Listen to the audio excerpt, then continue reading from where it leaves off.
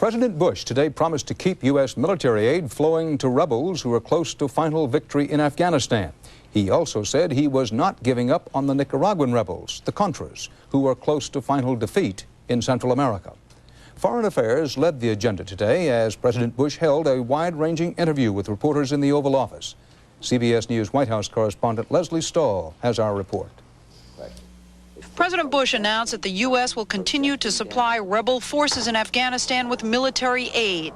The administration charges that the withdrawing Soviet army flew in massive amounts of ammunition and other weapons at the last minute for use by the communist Kabul government. It would not be fair to have a tremendous amount of lethal supplies left behind and then cut off support for resistance.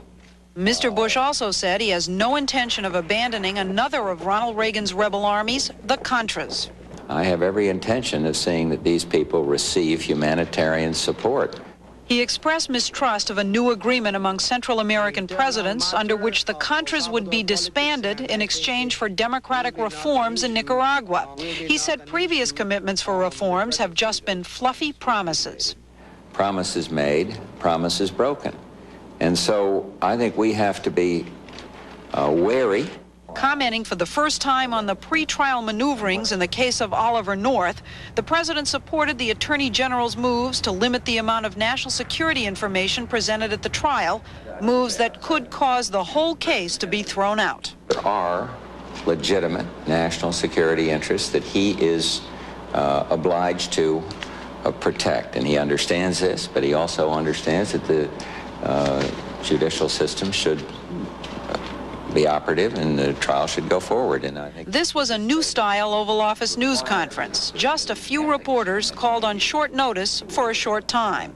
As it ended, the president was asked about the frightening escalation of murder rates in cities across the country. He said he disagrees with police who want a ban on military assault weapons, such as the one used in a recent schoolyard massacre in Stockton, California.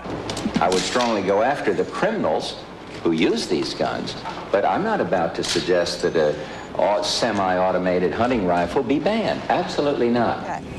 The president expressed sympathy for his cabinet choices who've been forced to sell stock or give up pensions. He worried out loud that his campaign on ethics may be carrying things too far. Leslie Stahl, CBS News, the White House.